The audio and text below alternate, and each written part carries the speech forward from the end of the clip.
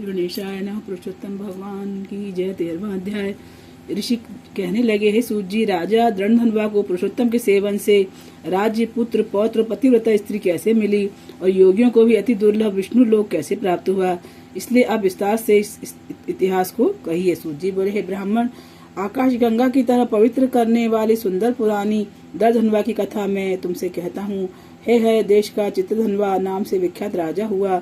उसका पुत्र महातेजस्वी, सब पुत्रों से युक्त, सत्य बोलने वाला, धार्मिक दृढ़धनवा नाम से विख्यात हुआ। वह दृढ़धनवा अंगों सहित चारों वेदों को पढ़कर विधि पूर्वक गुरु की पूजा कर दक्षिणा देकर पिता के नगर को गया। अपने नगर में रहने वालों को नेत्रों का आनंद उत्पन्न करते हुए अपने पिता चित्रधनवा अपने मन में विचार करने लगा कि स्त्री, घर, पुत्र आदि छोड़कर मुझको भी वन में जाकर हरि सेवन करना चाहिए।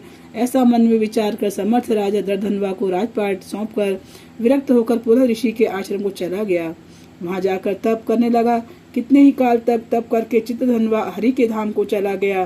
दृढ़धनवा ने जब अपने पिता की वैष्णवी गति को सुना तब अपने पिता की अर्धदैहिक क्रिया की, फिर नगर में राज्य करने लगा। राजा दृढ़धनवा की गुण स्त्री नाम की स्त्री थी। इसके 4 पुत्र हुए। चारुमती नाम की एक कन्या उत्पन्न हुई। उसके पुत्र चित्रवाह, मणिमान और चित्रकुंडल नामों से विख्यात हुए। श्री नारायण कहने लगे कि एक समय सोते हुए उस राजा के मन में यह विचार उत्पन्न हुआ कि मेरा यह सब वैभव किस पुण्य के प्रभाव से हुआ।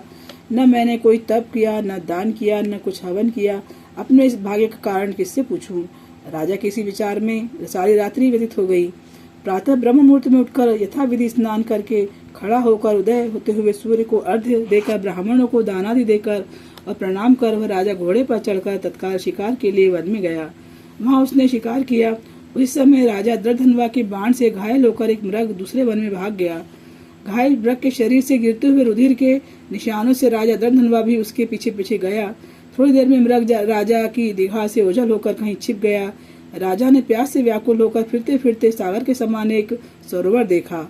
वहां पर तत्काल जाकर उसने पानी पिया। वहीं उसने अत्यंत घनी छाया वाला वट वृक्ष देखा। उसकी जटा में घोड़े को बांध राजा वहां पर बैठ गया।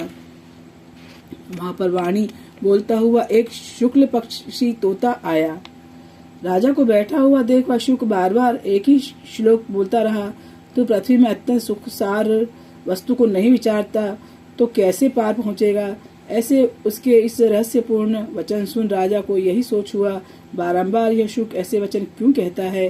क्या ये शुकदेव जी हैं? मुझ मूल को संसार सागर में डूबे हुए देख हमें श्री कृष्ण का भक्त समझ हम पर कृपा कर उद्धार करने आए हैं। वह इस विचार में ही था तब पीछे से उसकी सेना आ गई और वह तोता तो राजा को उपदेश दे अंतर्धान हो गया और राजा अपने नगर में शुक के वाक्य का स्मरण करता रहा। पुरुषोत्तम भगवान की 13वां अध्याय। पुरुषोत्तम अर्पणमस्तु। श्री कृष्ण गोविंद हरे मुरारी, हे नाथ नारायण वासुदेवा।